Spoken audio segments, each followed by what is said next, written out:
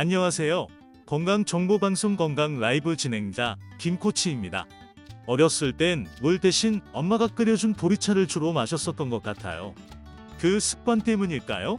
주위에 저를 포함한 많은 분들이 맹물 섭취를 어려워합니다. 저의 지인은 2리터 마셔야 몸에 좋은데 맹물은 역하다며 각종 차를 구비해 놓고 물 대신 마시더라고요. 그런데 물 대신 마셔도 되는 차가 있고 마시면 안 되는 차가 있다는 점 아셨나요? 또한 체질에 맞지 않을 경우 아무리 좋은 차여도 오히려 건강을 해칠 수 있다고 합니다. 차 즐겨 마시는 분들은 이번 영상 반드시 끝까지 시청 부탁드립니다. 물 대신 마시면 안 되는 차, 첫 번째는 카페인이 함유된 차입니다. 여러분, 차에도 카페인이 들어있다는 사실 알고 계셨나요? 생각보다 많은 차에 카페인이 들어있는데요. 대표적으로 홍차, 녹차, 마테차가 있으며 소량이지만 둥글레차, 보이차, 우롱차에도 카페인이 함유되어 있습니다.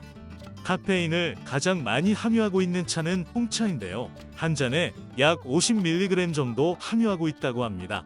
일상에서 섭취하는 여러 음료, 간식, 약 등에도 카페인이 들어있는데 카페인을 함유한 차까지 물처럼 마시게 되면 1일 권장량을 나도 모르는 사이 넘길 수 있겠지요. 많이들 알고 계시듯 카페인은 이뇨작용으로 인해 탈수를 유발할 수 있으며 과량 섭취 시 두통, 불안, 불면 등 각종 부작용을 유발할 수 있습니다. 식약처는 부작용을 방지하기 위해 최대 1일 섭취권 고량을 성인의 경우 400mg 이하, 임산부는 300mg 이하, 어린 이청소년은 체중 1kg당 2.5mg 이하로 설정하여 관리하고 있는데요. 개인마다 카페인 민감도가 천차만별이기 때문에 권장량을 초과하지 않는다 하더라도 컨디션을 잘 살펴가며 마시는 것이 좋겠습니다.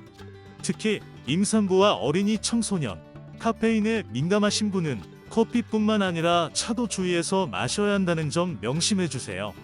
두 번째, 녹차와 헛개나무 차를 다량 섭취할 시 간독성을 유발할 수 있다고 합니다.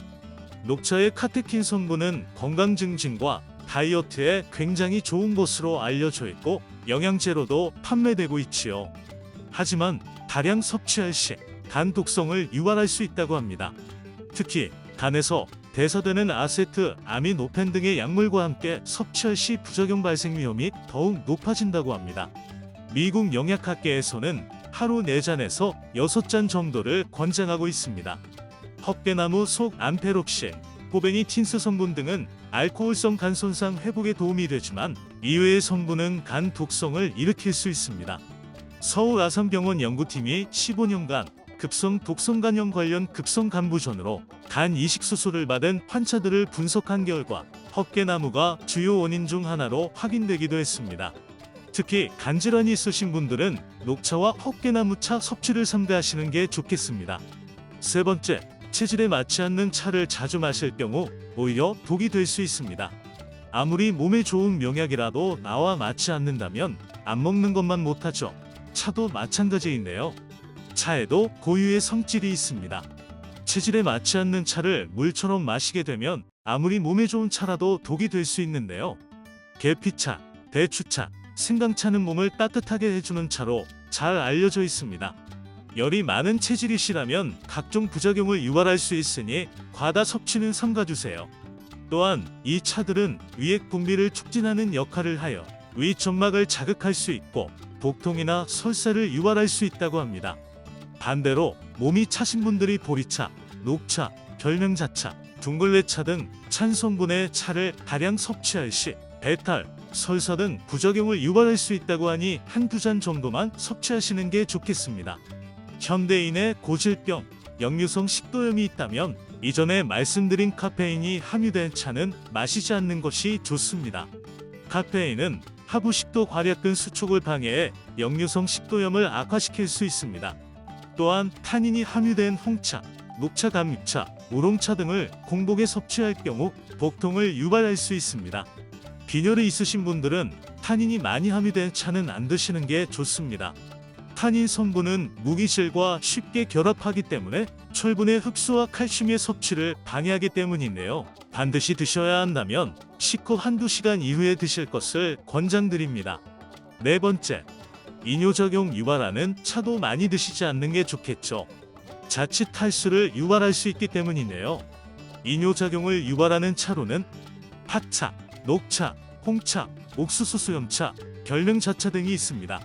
그렇다면 물 대신 마셔도 되는 차는 무엇이 있을까요? 주식으로 섭취하는 보리차, 현미차와 같은 곡물차나 카페인이 없는 카모마일, 히비스커스, 페퍼민트티 등의 허브차류가 좋은데요.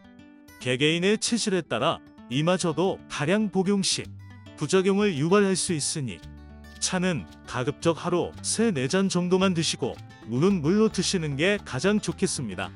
오늘 영상은 여기까지입니다. 더 좋은 정보로 찾아오겠습니다. 구독과 좋아요, 알람 설정까지 부탁드립니다. 오늘도 행복하고 건강한 하루 보내세요. 이상 건강 라이브 킴코치였습니다.